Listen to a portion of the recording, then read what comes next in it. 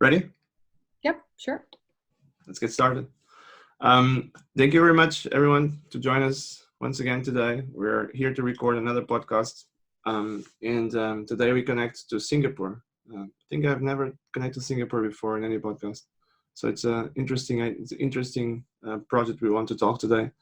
And I hope you guys enjoy as much as usually I enjoy having these conversations.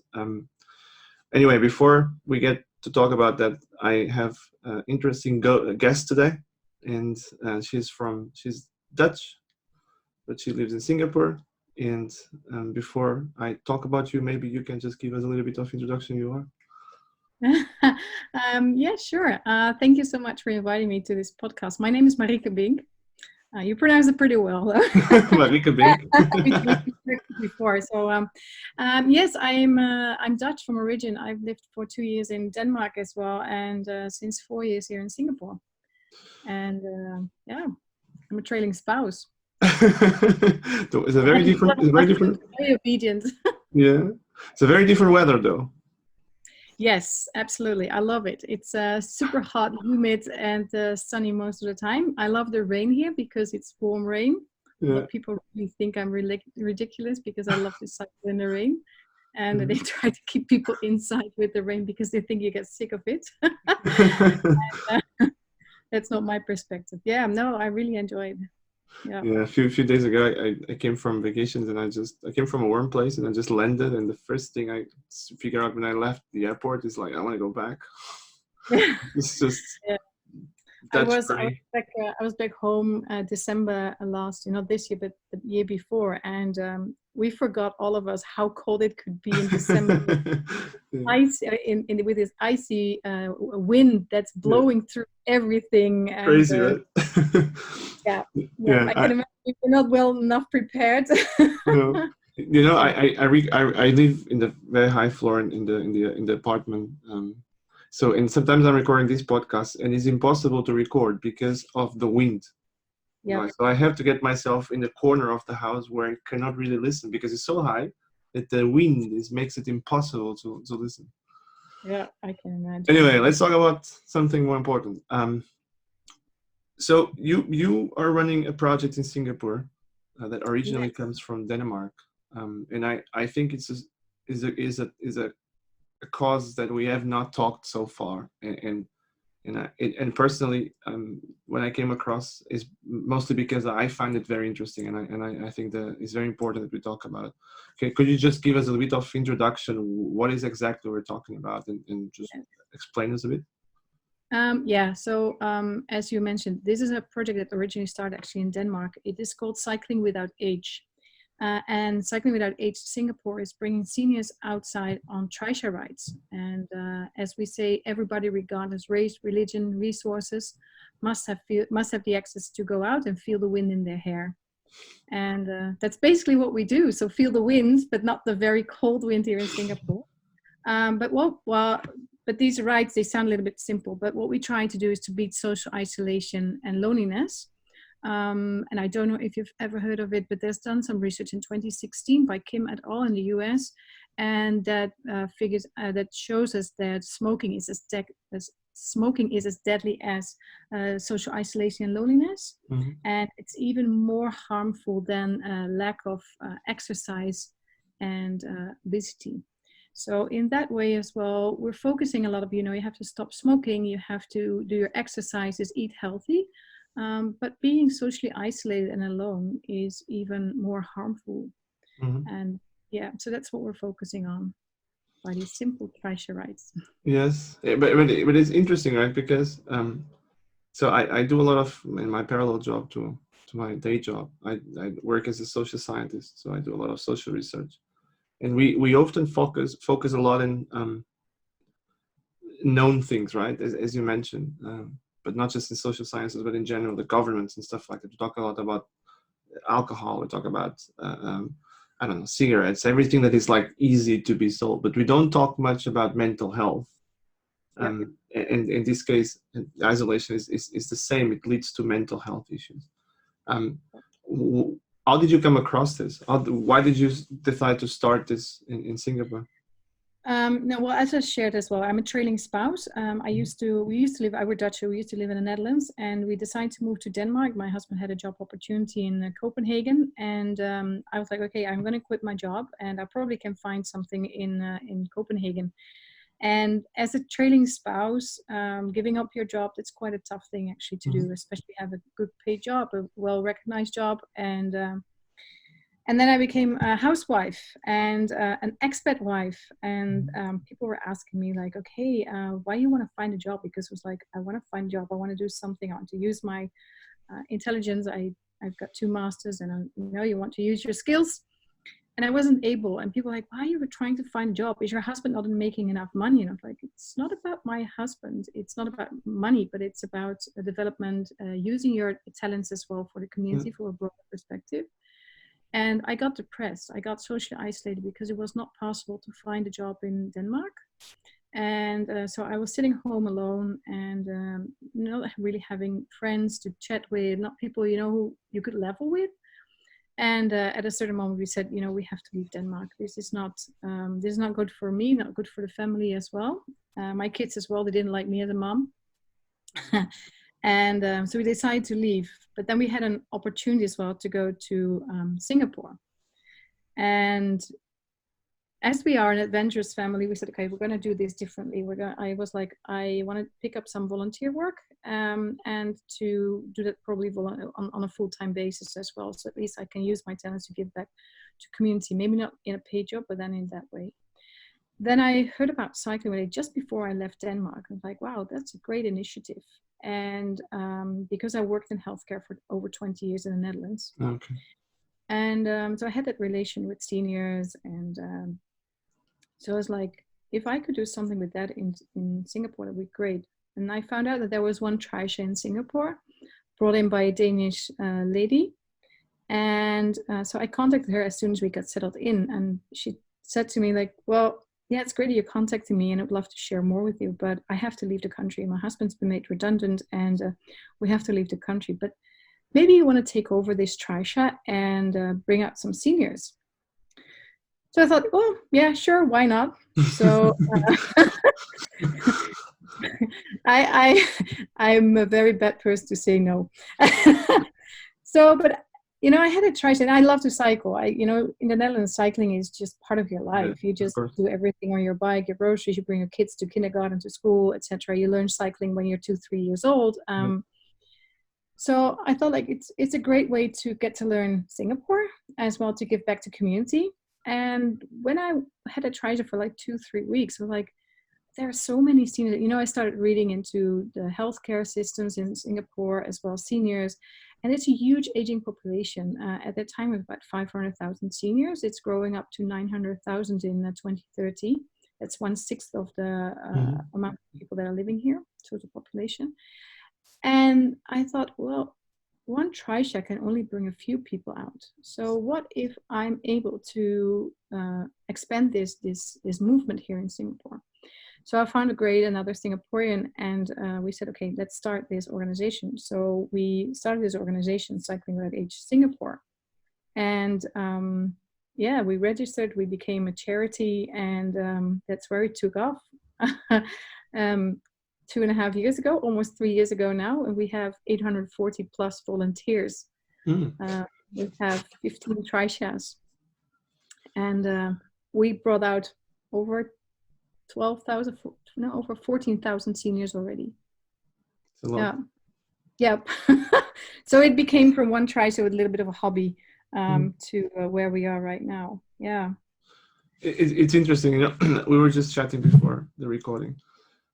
So first and more important, I think I did not tell that your story is very similar to my wife's story in some to a certain extent, in because when we were in Germany, I had a job in Portugal for a massive Portuguese retailer, and we said, well, let's just give it a try, and I stayed there for 9 months because we decided to go to live very close to the place I was born, and that's like a 1,000 people area, and we moved from Hamburg, which is like a 5 million. And for me, I'm really perfectly okay to be in a quiet area, and I really don't necessarily need to be in a very busy environment. But she likes people and she likes to talk. Well, I also like people, but she likes to interact with people and stuff like that. And so after a few months, and for the record, Portuguese are not very good on creating meaningful relationships very quick. So we are very good to make things sound friendly, but not necessarily mean that we have a relationship. It's just a very quick, hello, how are you doing? Let's take a Sure. coffee one of these days. Yeah, sure. And so if you're Dutch, if you're German, I think it's very similar. That you like to have this interaction. You like to, it's like part of your culture. And she started to feel depressed because she wasn't able to. Anyway, we had a 2 years old girl in that time, and she felt it's just it's not gonna work. So we left. Yeah. We came to the Netherlands. I would say 99% was mostly because she was having the same as you said. She was feeling isolated. She was not having. She was just not enjoying life. And so and usually I tell people that myself and people like probably your husband, we are very selfish in the sense of we never really give up our career, right? It's my wife Well, now gave in up. our case, it was a bit different because we before we left, we said if one of four of us have two kids, is not happy in a new country, we're gonna leave. Yeah, Uh, yeah, we the same. and yeah, and that was, I mean, you need to have that agreement. And so when actually it wasn't me even who said we have to leave. It was my husband who said, Yeah, you know, not good for you. We have to leave. And I think as well that that's needed when you are moving abroad as a couple or as a family. You must be strong enough as well to take care of each other. yeah, And it's not always about careers. I think it also yeah. has to do like, you know, what is important in life, and career is not always important in life. Money neither. And although it's nice if you have it, Of course. yeah, but Yeah, and that's what I meant. When I meant with for me, for example, as a husband, my career was okay, so I never gave up. And because you join a different company or a different job or a different location, you meet a lot of people, so you don't always necessarily understand the yeah, meaning of this social isolation, right? And so, going back to the cycling without age, it's when I moved to the Netherlands, I still I think I still have a hard time. I came from Hamburg, which is also very cycling, but I must admit, if anyone comes to the Netherlands, you realize this is like wild west. It's no other way to put it. Sorry. Every time I have to cross a road that somehow intersects with a bicycle track, my heart just raises to 160, and I think I'm gonna hit something.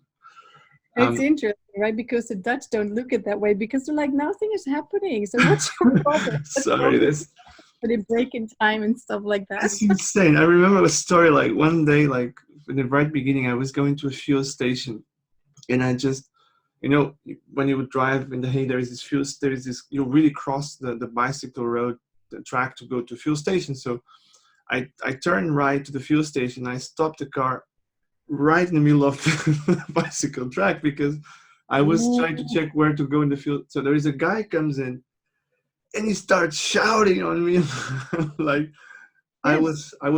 I was hurting him physically because he couldn't keep going, and I was like, Yeah. chill.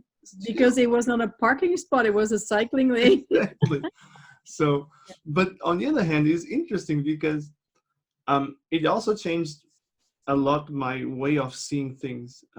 Since I lived in the Netherlands for 4 years now, um, it's the amount of families and friends and people that go out to a bar or to the beach place to whatever together with a bicycle.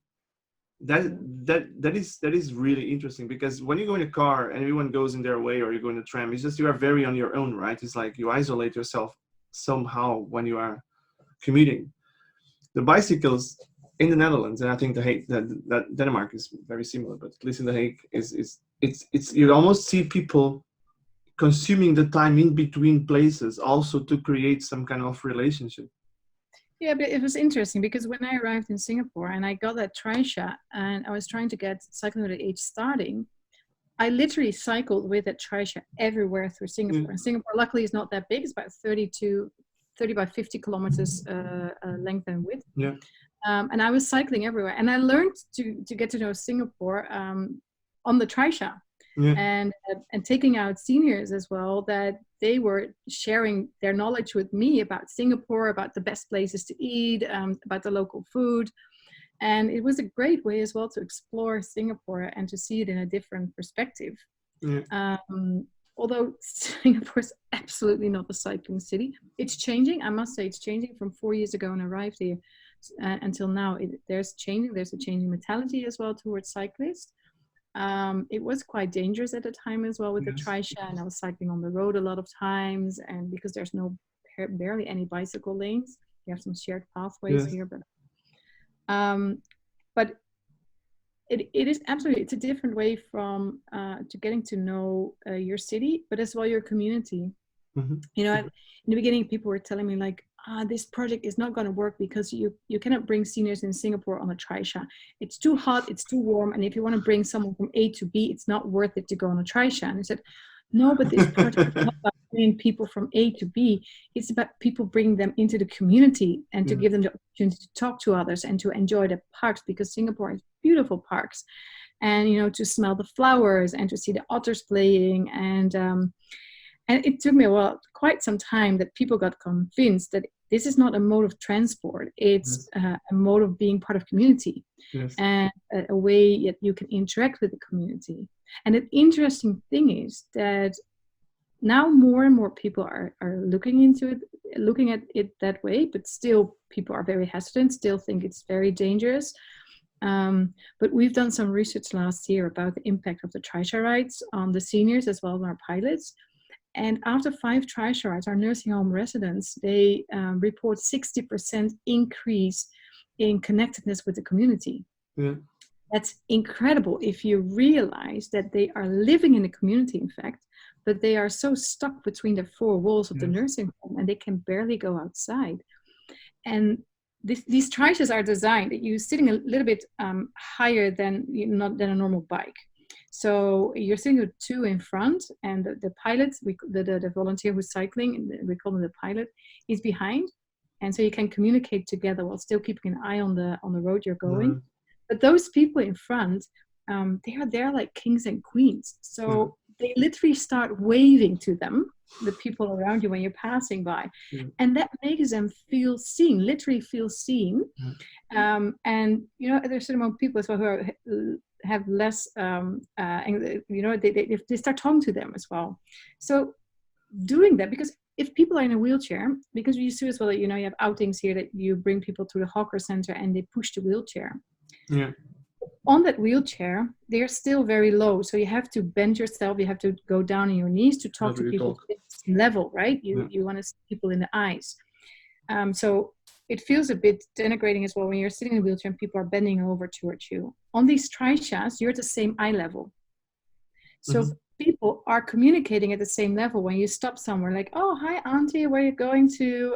Or what have you seen today? I've never seen you before. What a beautiful trisha. You know, so that's where the communication starts. And because it's at the same level, they are being seen as a human being. Again, instead of a poor old man or a poor old woman who cannot go anywhere. And that uplifts their spirit. Yes. But it is still a big problem, right? The elderly isolation is not just in Singapore. It is still a massive problem worldwide, right? Yeah. You know, ageism is the biggest form of discrimination in the world. Really? It's something people realize. Yeah. Nobody wants to be old, right? Or become, everybody wants to become old. Nobody wants to be old. Old people are grumpy, are, you know, are selfish, are, you know, we have to tap on their heads, and we don't look at it. So one of the other things that we do at Cycling at Age is to do this debunking of stereotypes of seniors. And we give trainings, aging simulations. We also have virtual reality added to our aging simulation suits. So that means that when you put on the VR, you are, for example, on the street, and you have to cross the street as an older person, and you have to catch the bus. But you will not be able to catch a bus because, you know, you have to cross the street so fast. People are passing by, calling to you like, hey, auntie, get out of my way. I have to catch the bus. And you want to go faster because, you know, we always have to be fast, right? But you can't. And that frustration, and then people get angry and they get annoyed in that game of VR. And, when we take up that set and like, what do you experience? I'm so frustrated. So realize as well, when people are outside, it's that same person as you are, just their body doesn't go that fast anymore at what we expect from them. So can they be frustrated? Yes, it is very frustrating. So that maybe makes them angry by times. On the other hand as well, seniors have so much to give. They're so, they've lived for like 70, 80, 90 years. And they have so many experiences that they can share, the fantastic stories that they can share with us. So we shouldn't look at them like they're not part of the community anymore. No, we should bring them back into the community and let them share the stories. Yeah. And we're just discussing this because we always ask like, how old are you, right? Yeah. We're trying to connect. We do a lot of intergenerational bonding. And one of the things is we have to stop talking about how old are you. We have to ask, what level are you at? Kids love the game. So, yeah, but if you reach level 83, that's whoa, right? If you have level 13, you're like, you're only level 13, so that gives a bit of the idea of debunking of the stereotypes, because if you have level 83, wow, that means you have reached the... Exactly. So, and it's a great way of looking differently towards seniors. And yeah. But it is. When I was thinking about this podcast over the weekend, I was just watching this massive media coverage on this coronavirus outbreak. Yeah. So everyone talks about it as if you're all going to die with a mortality rate of 0.03%, right? But there is something that it kind of, because I was reading about the cycling without age details and stuff like that. And while I was doing that, I was listening to the news, and they were saying there was a doctor.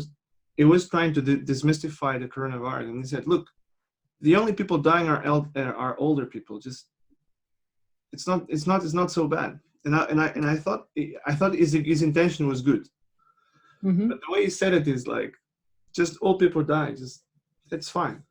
The young people are fine. So we are all fine. We're all gonna make it, and that is this. Not necessarily intentional. I remember when he was talking about the institutional racism, when someone said we are not all necessarily racist by intention, but we kind of having that by some of our behaviors. And I see it in the same way. It's like that doctor was not saying that older people are not important, but the way you say it is more like influenza and coronavirus, they kill old people, but the young people are fine. The older people, they also need to die anyway, right? Yeah. And it kind of gets into people's mind that makes old people look a lot less relevant. Exactly, they're not worth living anymore. And I must say I'm very frustrated because due to the coronavirus, we're not allowed to ride with the trishas because they want to keep the seniors out of the community because they can get the coronavirus, to protect them actually. Yeah. And honestly said, I said last week to someone, if I was a senior, I'd rather die in the community on a trisha, having the coronavirus, instead of sitting in a nursing home in between four walls and not able to go out and die of loneliness. And that sometimes as well shows how we want to protect seniors against what they really want or intend to do. That's frustrating by times as well. The seniors should have a voice. And not that we decide for them. No, come on. If you are 80, you want to decide as well about your own life, right? You want to decide if you can go out. That's normal behavior. So one of the things we work with the SDGs as well, the Sustainable Development Goals. One of them is reduced inequalities.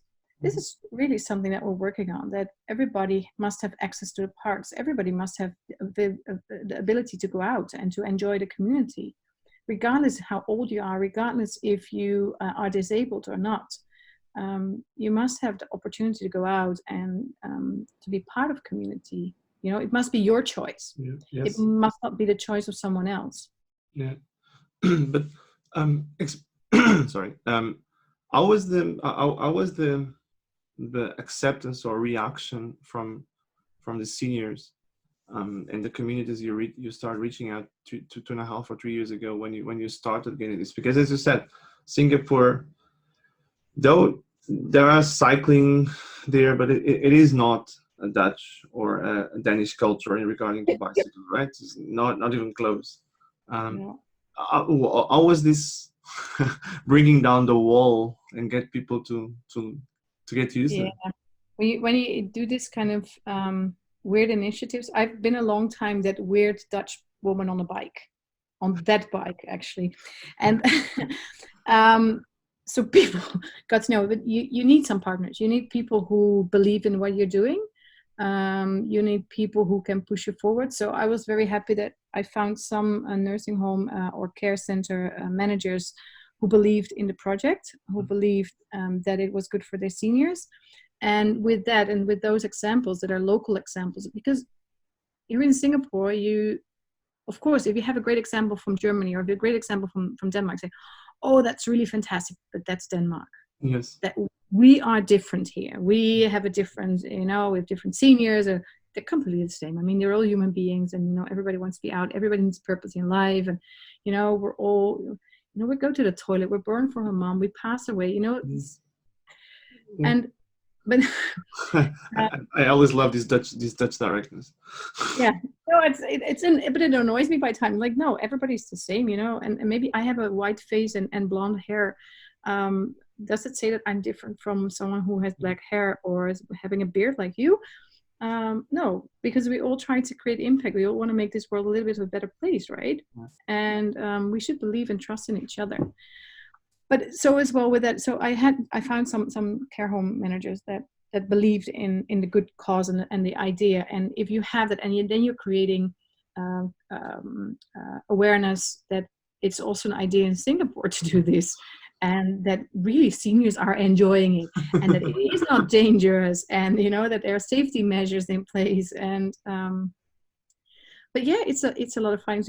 Today as well, I talked to an organization last week who are interested to have trial rights for their patients. These are not only all seniors, there's also young patients. Mm-hmm. And they were very enthusiastic to start a project with us.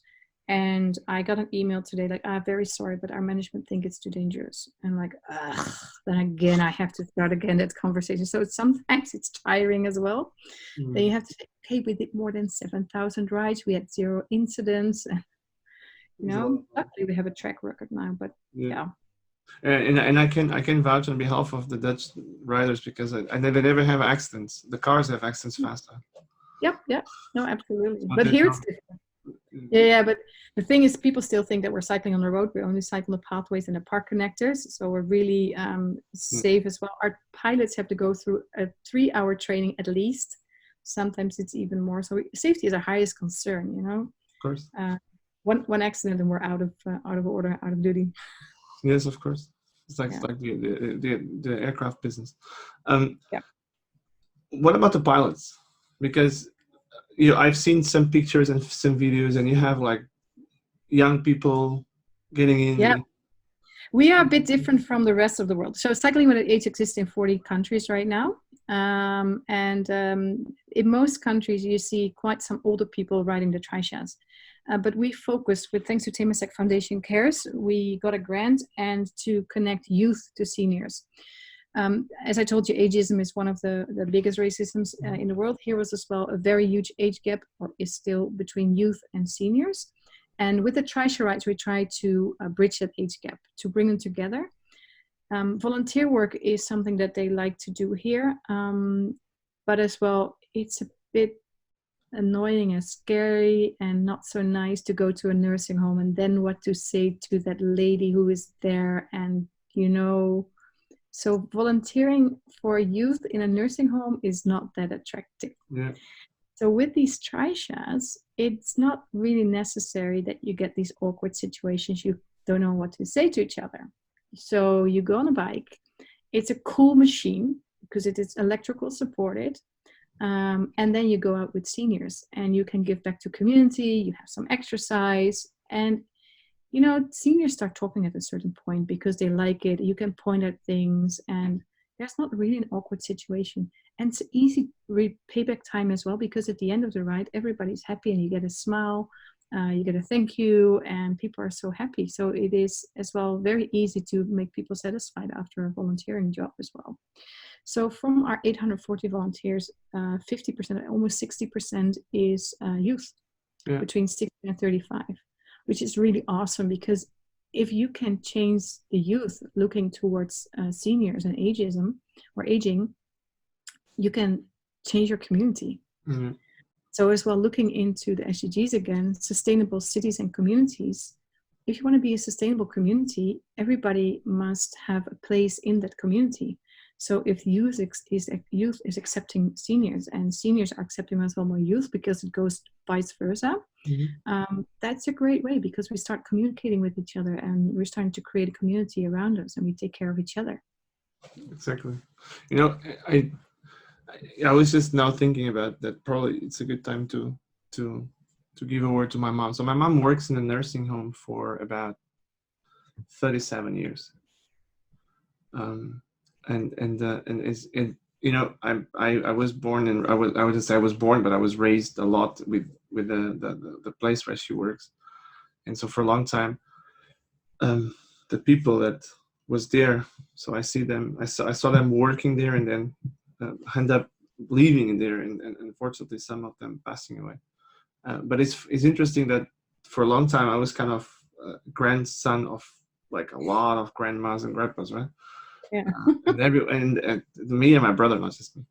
And so every time I would go there and wait for my mom, they would all come and talk to me. It's like it's almost like part of the family. But the interesting thing with my mom is that sometimes she comes home.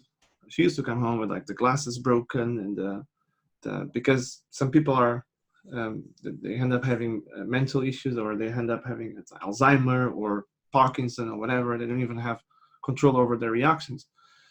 And I used to ask her when I was like 13 or 14, but don't you get mad on? They're just hitting you, and she was yeah. I get mad when people hit me by intention, or I get mad when they do something to harm me, right? So a lot of these people, they don't have anything else, and so they have a problem, and their families don't even come up to help them. It's so sad. I was just listening to you now and just remembering these stories. I remember to feel like almost drowning in sadness of like, how can someone not have their family that lives, right? Sometimes you don't have family because they died, or but they are living in their same city, and for whatever reason, they stop caring about their parents or their grandparents just because they got old. This is like and this was like 20 years ago. And so my grandma now is in the hospital. So the only grandma I still have alive, she's literally in the hospital bed for about a year. From the other 500 you had as well. Yeah. From the other 500 that were in the nursing home. This one is my real blood. Your real. Yes. And so she has kind of I would say a bit of dementia now. But she remembers faces, and she remembers people. She doesn't remember the context where we are, right? So, and so my dad, he goes there every single day for a few hours, and every now and then he calls me on Skype and puts me talking to my grandma. And she's like deaf. She doesn't listen. She doesn't hear anything, so she just talks while I'm talking to her. Whatever I ask, she just keeps on talking, right? But it's interesting because you realize. And this is for everyone to listen. A few days ago, I was in the airport, and so he called me, and I was trying to talk to her, and she doesn't listen anyway, but I was trying to tell her. And so it's funny because you can see the joy on her eyes just because of seeing a face of someone she knows. That is, of course, my dad is there. And then she's carrying the picture of my daughter. She has the picture in her room. A few days ago, she had a crisis, and she was just hiding the picture underneath her blanket. And so the nurses asked, well, why are you doing that? And she said, yeah, because someone was trying to steal my granddaughter. But this is also like, and that's why I really like your project, and I'm really thankful that people are doing that. I'm no one to talk about dealing with senior people, I feel, and I felt for a long time because of my mom's job, that they need us as we needed them in the past. There's no difference. Yeah. They raised us and they are not different just because they got old, because we will get old if we don't die anyway, right? Yeah, but besides that, I mean, your grandma needs help, and because she's sick and she's but we also have a lot of seniors. They're quite independent, and as we say always to during our trainings, if you've seen one senior, you've seen one senior. Yeah. And you can't put them all still together. But even that senior that is, bed bound and is not able to do anything, they can still give a lot back.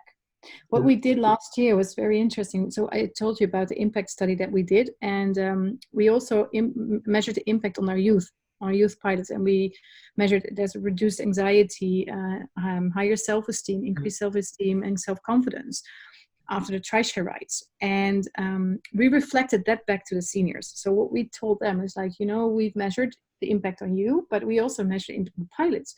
And you know that you had an impact on the pilots by going out on a tri-share ride? And they were like, really? And I said, yes, because by sharing your stories, by going out with them, by engaging them with your appearance, makes them as well happy. Yeah. And then they were like, oh, really? And do I have that impact on these youth? Then I even want to go on more rides. And, it makes me, so it gives them purpose of life. And so like, oh, great, I can be like a mentor for these youth. I can, I can tell them stories about what Singapore used to be like and how I grew up.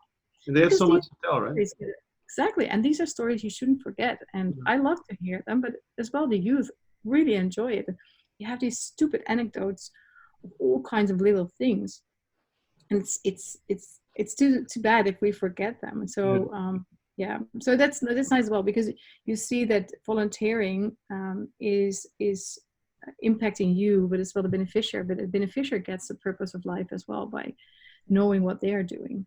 And so we always shout out. We have two beneficiaries: our pilots and our passengers, and that also takes away the fact that the beneficiaries are only the people who are in the tri-share, and that they are the poor old senior, like, oh, we have to take care of them, because some of them can take really good care of themselves. Of course, and I did not meant that like that, but yeah, of course, I was just giving. I fully agree. Yeah. And I usually tell this story. I run 10K to half marathons every now and then, and few years ago I was running a half marathon, and I thought I was going my best day ever, and it was like 5 kilometers before the finish line, and there was a guy passing by me like it was like driving a car, and when I looked at him, he was by no doubt like 75 years old. And he was crashing us. So when of course they're very independent, and it's nothing to do with it. I was just giving the example of this nursing home because I spent time there. And I mean, you're not there for no reason, right? In a nursing home, but still nursing home residents can give back a lot. I mean, your grandma gives joy to you when you have her on the phone. I hear you laughing when you talk about her, so and it's nice as well. So you can think, oh, grandma, I always enjoy it so much to hear you on the phone talking to me, because that makes it for her as well. Like, oh, great, he still loves to hear me, instead of, I'm that grumpy old lady telling the same story every time. Yeah, and she's still the one that tells I look good. I can hear her telling my dad, he looks so good. No one tells me that anymore. So she tells me that. Lucky you. You still look 15. She keeps telling me that no matter what, even if I'm looking like I did not sleep for 10 days. Look, great conversation. We are closing to an end in terms of time. But what I usually like to ask people is to give a bit of a last message to people listening, and it's not a message of like an inspiration, but rather something for people to take home and think about, and to not just get this podcast as like listening one day in the car and that's it. I like to have people to have something to think about. So I don't know if you have anything in mind, but if you have, it would be a good time to share. Mm-hmm. You didn't prepare me for that one. No. No, what I think. What I think is very important is actually two things that you should realize. I've been raised with the fact that we all have talents, and the talents are not only for your own good, but you're also to use the good to make the community a little bit better. And in that way as well, if we would all would influence the world within our reach of our arms, and we would make the world a little bit better in that way, imagine what would happen, because we would touching each other and there would be a big blanket over the world. And if we could do that, then the world would be so much better. So try to influence the world within your circle of influence. It doesn't have to be like a huge project or a huge thing. It can be taking out that senior or just carrying their bag. It's so simple. And I really hope that if we all do that, then there's a big blanket over the world and we keep each other warm. Thank you. I think it's a very good way to finishing it. Thank you super to take this time. I think it was a nice conversation. I hope people understand a bit better that we can all do a lot more without making very complicated things. Though I must admit that riding that bicycle is a very complicated thing to me. We can do it in a very simple daily life things. I really will do that. Thank you for the time. I hope you enjoyed it. And yes, enjoy the Netherlands. I will. I hope to be there soon again. Thank you. Okay, thank you. Bye bye.